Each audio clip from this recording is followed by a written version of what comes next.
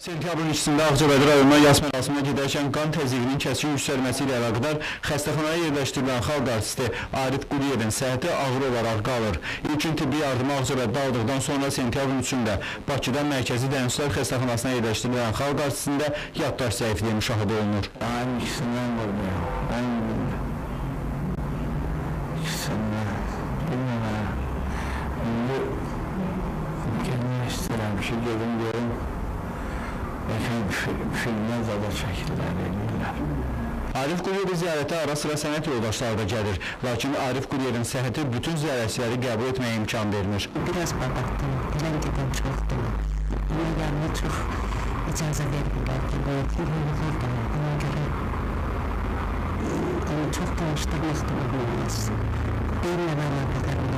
Mərkəzi Dəyişikliklər Xəstəxanasından isə xalq artistinin səhhəti ilə bağlı rəsmi açıqlama vermədilər. Sonda onu da qeyd edək ki, aktyor bu xəstəlikdən ilk dəfə 1994-cü ildə müalicə olunub. Həmin vaxt aktyor bir həftə koma vəziyyətində qalıb. Elvin Basqallı, ATV Xəbər.